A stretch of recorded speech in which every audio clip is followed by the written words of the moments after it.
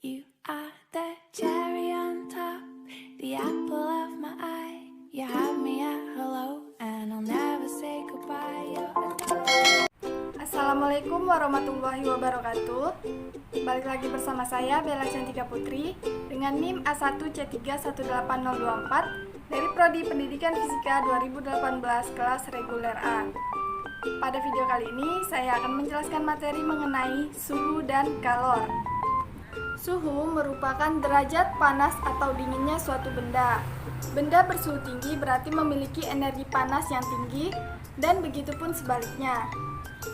Sedangkan kalor adalah perpindahan energi panas dari benda yang bersuhu lebih tinggi ke benda yang bersuhu lebih rendah. Alat untuk mengukur suhu disebut dengan termometer.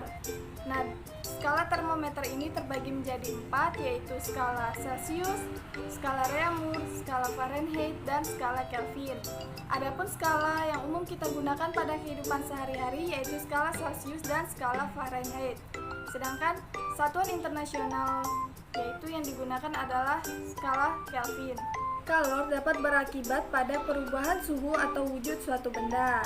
Nah, penerimaan kalor ini akan meningkatkan suhu dan dapat mengubah zat padat menjadi zat cair ataupun zat cair menjadi gas.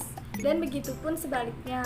Melepaskan kalor akan menurunkan suhu dan dapat mengubah zat cair menjadi padat ataupun mengubah zat gas menjadi cair. Kalor yang diterima atau dilepas oleh suatu benda dapat dirumuskan sebagai berikut, yaitu Q sama dengan mc delta T. Dengan Q adalah kalor, M sama dengan massa benda, C sama dengan kalor jenis, dan delta T adalah perubahan suhu. Satuan ukur kalor adalah kalori.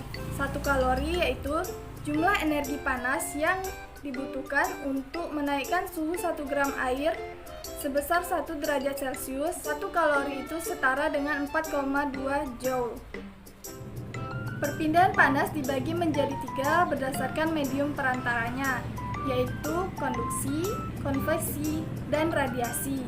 Yang pertama adalah konduksi. Konduksi ini adalah energi panas yang bergerak tanpa disertai dengan pergerakan permanen medium yang menjadi penghantar panasnya. Contohnya yaitu rambatan panas pada material logam, contohnya aluminium dan besi.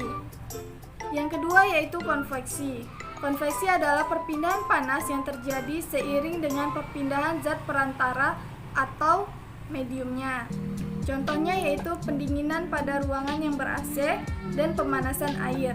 Yang ketiga yaitu adalah radiasi.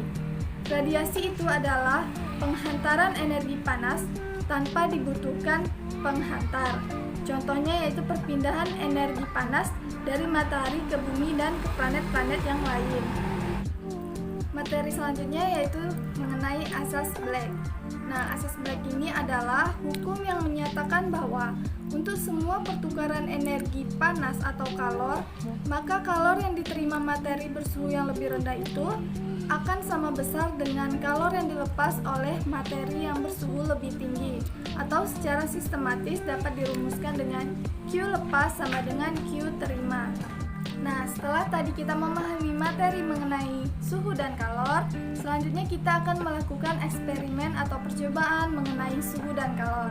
Alat dan bahan yang digunakan yaitu lilin, mancis, piring, gelas yang berisi air, dan gelas yang kosong. Langkah kerjanya yaitu yang pertama, kita hidupkan lilin menggunakan mancis. Setelah itu kita letakkan lilin di dalam piring. Lalu kita panaskan wadah yang tidak berisi air dan kita amati apa yang terjadi pada wadah yang tidak berisi air tersebut.